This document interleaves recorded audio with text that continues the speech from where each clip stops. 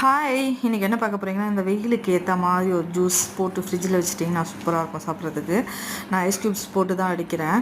Musk melon juice எப்படி போடுறதுன்னு பார்ப்போம் வாங்க. இந்த மாதிரி மஸ்க் மெலான் நான் 2 கட் பண்ணிவிடுங்க. அதோட சீட்ஸ் எல்லாம் எடுத்துகிட்டு நல்லா இந்த மாதிரி க்யூஸ் பண்ணி மிக்ஸி ஜாரில் ஐஸ் க்யூப் போட்டுட்டு இது போட்டுக்கோங்க. ஒரு வேளை நீங்கள் ஐஸ் க்யூப் இல்லைன்னா நல்லா போட்டு ஜூஸை வச்சுட்டு ஃப்ரிட்ஜில் வச்சுக்கலாம், ஸ்டோர் பண்ணிக்கலாம். இந்த மாதிரி எடுத்துகிட்டு இதில் வந்து நல்லா பால் ஊற்றுங்க. பால் வந்து ஒரு டம்ளருக்கு மேலே ஊற்றிட்டு நான் நாட்டு சக்கரை தான் ஆட் பண்ணேன். நாட்டு சக்கரை ஆட் பண்ணி நல்லா மிக்ஸியில் ஒரு பீட் பண்ணுங்கள். பீட் பண்ணிவிட்டு கொஞ்சம் அந்த மஸ்க் மெலான் வாயில் கடிப்படுற மாதிரி இருந்தால் கூட பரவாயில்ல, சூப்பராக தான் இருக்கும் சாப்பிட்றதுக்கு. ட்ரை பண்ணி பாருங்கள். பட் ஆனால் நிறைய பேருக்கு மஸ்க் மெலான் பிடிக்குமான்னு தெரில. இன்னொரு வெள்ளரி பழம் இருக்கும் இல்லையா, அது இன்னும் நல்லா டேஸ்ட்டாக இருக்கும்.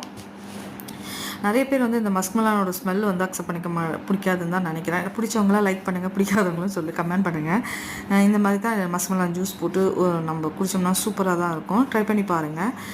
பால் ஊற்றி தான் அடித்தா நல்லாயிருக்கும். மஸ்க் மெலான் குடிக்கிறதுக்கு ரொம்ப டேஸ்டியாக இருக்கும். ட்ரை பண்ணி பாருங்கள். ரொம்ப நல்லா இருந்தது, நல்லாவும் இருந்தது டேஸ்ட். இப்போ இது சீசன் ஃப்ரூட் இல்லையா, ட்ரை பண்ணுங்கள்.